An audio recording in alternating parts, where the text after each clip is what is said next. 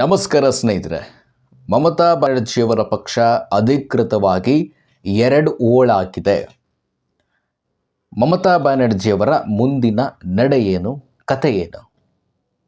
ಈಗ T M ಸಿಯನ್ನು ನೀವು Mamata ಬ್ಯಾನರ್ಜಿಯವರ T M C ಜೊತೆಗೆ ಬಂಡಾಯ ಟಿ ಎಂ ಸಿ ಅಂಥೇಳಿ ಎರಡು ಪಕ್ಷಗಳನ್ನಾಗಿ ನೀವು ನೋಡಬೇಕಾಗತ್ತೆ. ಎರಡು ಪಕ್ಷಗಳು ಮಹಾರಾಷ್ಟ್ರದಲ್ಲಿ ಹೇಗೆ ಉದ್ಧವ್ ಠಾಕ್ರೆಯ ಶಿವಸೇನೆ ಹಾಗೂ ಏಕನಾಥ್ ಶಿಂದೆ ಅವರ ಶಿವಸೇನೆ ಅಂತೀವಿ, ಪಶ್ಚಿಮ ಬಂಗಾಳದಲ್ಲೂ ಕೂಡ ಈಗ ಅದೇ ಕತೆ.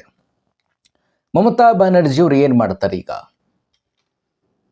ತಮ್ಮ ಜೊತೆ ಇರುವಂತಹ ಶಾಸಕ ಸಂಸದರ ಜೊತೆ ಸೇರಿಕೊಂಡು ಕಾಂಗ್ರೆಸ್ನ ಜೊತೆ ಮರ್ಜ್ ಆಗ್ತಾರಾ? ಪಕ್ಷದ ಚಿಹ್ನೆಯೊಂದಿಗೆ ಮರ್ಜ್ ಆಗ್ತಾರಾ? ಇಲ್ಲ ಅಂತ ಹೇಳಿದ್ರೆ ಪಕ್ಷವನ್ನೇ ತಮ್ಮ ಪಕ್ಷವನ್ನೇ ವಿಸರ್ಜನೆ ಮಾಡಿ ಅಧಿಕೃತವಾಗಿ ಕಾಂಗ್ರೆಸ್ ಸೇರ್ಪಡೆನೇ ಆಗ್ಬಿಡ್ತಾರೆ ಮಮತಾ ಬ್ಯಾನರ್ಜಿ. ಯಾಕಂತ ಹೇಳಿದ್ರೆ ಅವರಿಗೆ ಬೆಂಬಲಿತ ಶಾಸಕರ ಸಂಸದರ ಸಂಖ್ಯೆ ಬಹಳ ಕಡಿಮೆ ಇದೆ. ಈ ಎರಡು ಆಪ್ಷನ್ನಲ್ಲಿ ಮಮತಾ ಬ್ಯಾನರ್ಜಿ ಯಾವುದನ್ನು ಆಯ್ಕೆ ಮಾಡ್ಕೊಳ್ತಾರೆ? ಇಲ್ಲ, ನಾನು ಪುನಃ ಅಸ್ತಿತ್ವಕ್ಕೆ ಬರ್ತೇನೆ ಅಂತ ಹೇಳಿದ್ರೆ 29ರ ಲೋಕಸಭಾ ಚುನಾವಣೆಗೆಲ್ಲೂ ಕಾಯಬೇಕಾಗತ್ತೆ.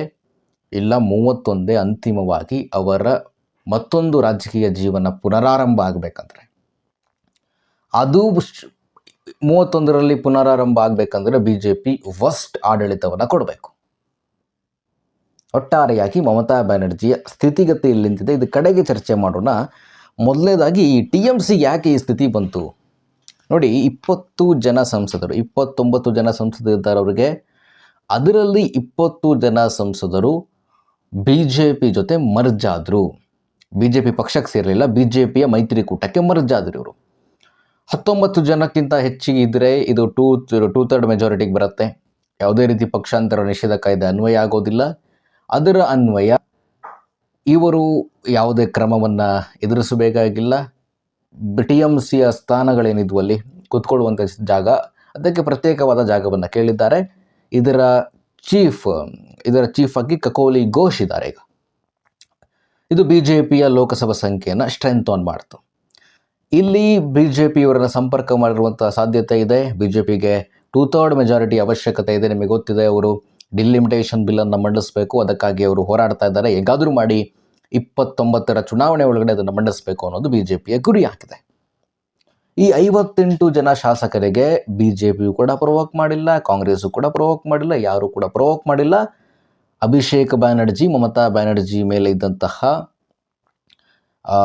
ಇಷ್ಟು ವರ್ಷಗಳ ಕಾಲ ಅಭಿಷೇಕ್ ಬ್ಯಾನರ್ಜಿ ನಡೆಸಿಕೊಂಡಂತಹ ಹೀನಾಯವಾಗಿ ನಡೆಸಿಕೊಂಡಂಥದ್ರಿಂದಾಗಿ ಅವರು ಈಗ ಟಿ ಎಂ ಸಿಯಿಂದ ಹೊರಬರುವಂಥ ನಿರ್ಧಾರ ತೆಗೆದುಕೊಂಡರು. ಇದಕ್ಕೆ ಪ್ರಮುಖವಾಗಿ ಕಾರಣವಾದಂಥದ್ದು ಅಭಿಷೇಕ್ ಬ್ಯಾನರ್ಜಿ ಮಾಡಿದ್ದ ಫೋರ್ಜರಿ ಸಹಿಗಳು. ಅಲ್ಲಿಂದ ಶುರುವಾದಂಥ ಇಶ್ಯೂ ಈಗ ಮಮತಾ ಬ್ಯಾನರ್ಜಿಗೂ ನಮಗೂ ಸಂಬಂಧ ಇಲ್ಲ, ಆ ಮಮತಾ ಬ್ಯಾನರ್ಜಿ ನಮ್ಮ ಪಕ್ಷದ ಮಾರ್ಗದರ್ಶಕಿ ಅನ್ನುವಂಥದ್ದನ್ನು ಬಂಡಾಯ ಎದ್ದಿರುವಂತಹ ಟಿ ಎಂ ಸಿ ಅವರು ಹೇಳ್ತಾ ಇದ್ದಾರೆ.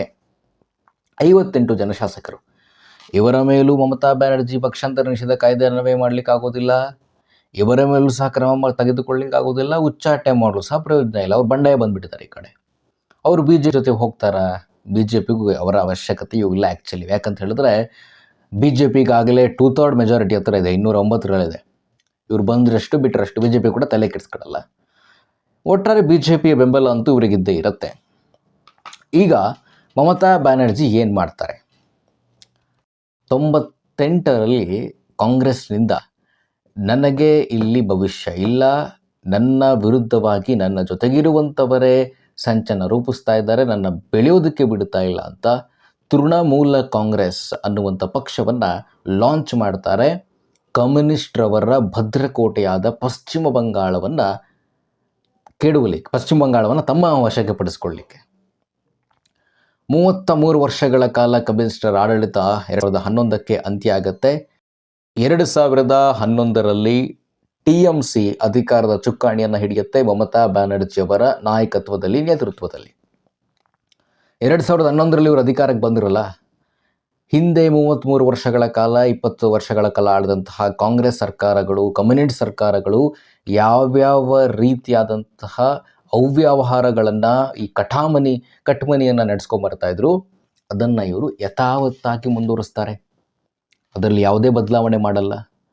ಆ ಎಕೋಸಿಸ್ಟಮ್ಗೆ ಇವರು ಕೂಡ ಅಡಾಪ್ಟ್ ಆಗ್ತಾರೆ. ಇವರು ಅಡಾಪ್ಟ್ ಆದಮೇಲೆ 16 ಚುನಾವಣೆಯಲ್ಲಿ ದಬ್ಬಾಳಿಕೆ ಇವೆಲ್ಲದರಿಂದಾಗಿ ಪುನಃ 200ರ ಗಡಿ ದಾಟಿ ಮೆಜಾರಿಟಿಯೊಂದಿಗೆ TMC ಬರುತ್ತೆ. 2016ರಿಂದ ವಿಪರೀತ ಆಗುತ್ತೆ ಇವೆಲ್ಲ. ಅಭಿಷೇಕ್ ಬ್ಯಾನರ್ಜಿ ತನ್ನ ಉತ್ತರಾಧಿಕಾರಿ ಅಂತೇಳಿ ಮಮತಾ ಬ್ಯಾನರ್ಜಿ ಹೇಳಲಿಕ್ಕೆ ಶುರು ಮಾಡ್ತಾರೆ.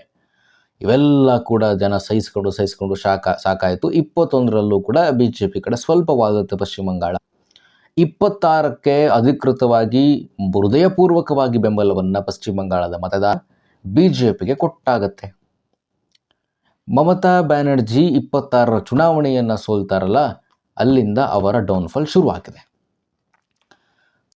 ಕಾಂಗ್ರೆಸ್ನೊಂದಿಗೆ ಮಮತಾ ಬ್ಯಾನರ್ಜಿ ಹೋಗ್ತಾರೆ, ಕಾಂಗ್ರೆಸ್ ಪಕ್ಷವೇ ಸೇರ್ಪಡೆ ಆಗ್ತಾರೆ ಅಂತ ಕೆಲವು ಕಡೆ ಸುದ್ದಿಗಳು ಹರಿದಾಡ್ತಾ ಇದೆ. ಕಾಂಗ್ರೆಸ್ ಪಕ್ಷಕ್ಕೆ ಹೋಗ್ತಾರೋ ಇಲ್ವೋ, ಬಟ್ ಕಾಂಗ್ರೆಸ್ನೊಂದಿಗಿನ ಮೈತ್ರಿಯನ್ನು ಇವರು ಕಂಟಿನ್ಯೂ ಮಾಡ್ಕೊಂಡು ಹೋಗ್ತಾರೆ. ಈ INDA ಮೈತ್ರಿಕೂಟದ ಸ್ಪೆಷಾಲಿಟಿ, ವಿಶೇಷತೆ ಏನಂತ ಹೇಳಿದ್ರೆ, ರಾಜ್ಯಗಳಲ್ಲೆಲ್ಲ ಇವರು ಅವರಿಗವರೇ ಬಡ್ದಾಡ್ಕೋತಾರೆ. ವಿಧಾನಸಭೆ ಚುನಾವಣೆಗಳಲ್ಲಿ TMC ಕಾಂಗ್ರೆಸ್ ಎರಡೂ ಕೂಡ ಪ್ರತಿಸ್ಪರ್ಧಿಗಳು. ಅದು ಫ್ರೆಂಡ್ಲಿ ಫೈಟ್ ಅಂತ ಬೇರೆ ಹೇಳ್ತಾರೆ ಕೆಲವು ಕಡೆ, ಬಟ್ ಪಶ್ಚಿಮ ಬಂಗಾಳ ಈ ರೀತಿ ಯಾವುದು ಫ್ರೆಂಡ್ಲಿ ಫೈಟ್ ಆಗಲಿಲ್ಲ. ಸ್ವತಃ ರಾಹುಲ್ ಗಾಂಧಿ ಅವರ ಪ್ರಚಾರಕ್ಕೆ ಹೋಗಿದ್ದರು. ರಾಹುಲ್ ಗಾಂಧಿ ಅವರು ಮಮತಾ ಬ್ಯಾನರ್ಜಿ ಅವರ ವಿರುದ್ಧ ಮಾತನಾಡಿದ್ದನ್ನು ನೀವು ನೋಡಿದ್ರಿ. ಮಮತಾ ಬ್ಯಾನರ್ಜಿಯವರ ಸ್ಟ್ರೆಂತ್ ಏನಾಗಿತ್ತು, ಮುಸ್ಲಿಂ ಬಾಹುಳ್ಯ ಕ್ಷೇತ್ರ. ಆ ಮುಸ್ಲಿಂ ಬಾಹುಳ್ಯ ಕ್ಷೇತ್ರಗಳಲ್ಲಿ ಇವರು ಪ್ರಬಲ ಅಭ್ಯರ್ಥಿಗಳನ್ನು, ಅದು ಮುಸ್ಲಿಂ ಅಭ್ಯರ್ಥಿಗಳನ್ನು ಹಾಕ್ತಾರೆ. ಇನ್ನು TMC ಅಧಿಕೃತವಾಗಿ ಈಗ 2 ಭಾಗ ಆಗಿದೆಯಲ್ಲ, ಅದರಲ್ಲಿ ಮಮತಾ ಬ್ಯಾನರ್ಜಿಯ ಬೆಂಬಲಿಗರ ಸಂಖ್ಯೆ, ಬೆಂಬಲಿತ ಶಾಸಕರು, ಬೆಂಬಲಿತ ಸಂಸದರ ಸಂಖ್ಯೆ ಬಹಳ ಕಡಿಮೆ ಇದೆ. ಈಗ ಬಂಡಾಯ ಇದ್ದಿದ್ದಾರಲ್ಲ, ಅವರಲ್ಲಿ 58 ಜನ ಶಾಸಕರಿದ್ದಾರೆ ಔಟ್ ಆಫ್ 80. ಇನ್ನು ಉಳಿದ 23 ಜನ ಮಾತ್ರ ಮಮತಾ ಬ್ಯಾನರ್ಜಿ ಕಡೆ ಇರೋದು. ಈ ಸಂಸದರು 29 ಜನ ಔಟ್ ಆಫ್ 29, 20 ಜನ ಬಂಡಾಯ ಇದ್ದಿದ್ದಾರೆ, 9 ಜನ ಮಾತ್ರ ಮಮತಾ ಬ್ಯಾನರ್ಜಿ ಜೊತೆ ಇರೋದು. ಇವೆಲ್ಲ ಈಗ ಮಮತಾ ಬ್ಯಾನರ್ಜಿನೇ ನೋಡ್ಕೊಳ್ತಾರಾ, ಅಥವಾ ಅಭಿಷೇಕ್ ಬ್ಯಾನರ್ಜಿ ಅಪ್ಪ ನೀನು ಮಾಡಿದ್ದು ಅಧ್ವಾನ, ನೀನೇ ನೋಡ್ಕೊ, ನಾನು ರಾಜಕೀಯ ನಿವೃತ್ತಿ ಘೋಷಣೆ ಮಾಡ್ತೀನಿ ಅಂತ ಹೇಳ್ತಾರ, ಗೊತ್ತಿಲ್ಲ. Still A question mark. ಒಟ್ಟಾರೆಯಾಗಿ BJPಗೆ ತೃಣಮೂಲ ಕಾಂಗ್ರೆಸ್ಸನ್ನು ಮುಗಿಸಲು ಬೇಕಾದ ಸಮಯ ಕೇವಲ 2 ವರ್ಷ. ಆದರೆ ಕಮ್ಯುನಿಸ್ಟನ್ನು ಮಮತಾ ಬ್ಯಾನರ್ಜಿಯವರು 5 ವರ್ಷಗಳ ಕಾಲ ಫೇಸ್ ಮಾಡಬೇಕಾಯಿತು. ಒಂದು ಅಧಿಕೃತವಾದ ವಿರೋಧ ಪಕ್ಷ, ಸ್ಟ್ರಾಂಗ್ ಆದಂಥ ವಿರೋಧ ಪಕ್ಷ ಪ್ರತಿ ರಾಜ್ಯಗಳಿಗೂ, ಪ್ರತಿ ರಾಷ್ಟ್ರಗಳಿಗೂ ಅವಶ್ಯಕತೆ ಇರುತ್ತೆ. ಅದು ಯಾವಾಗ ಅದರ ಕೊರತೆ ಉಂಟಾಗುತ್ತೆ, ಈ ರೀತಿಯಾದಂತಹ ಘಟನೆಗಳು ನಡೀತವೆ, ಸಂದರ್ಭಗಳು ಉಂಟಾಗ್ತವೆ ಅಂತ ಹೇಳ್ತಾ ಇವತ್ತಿನ ಸಂಚಿಕೆಯನ್ನು ಮುಗಿಸ್ತಾ ಇದ್ದೀನಿ. ನಮಸ್ಕಾರ.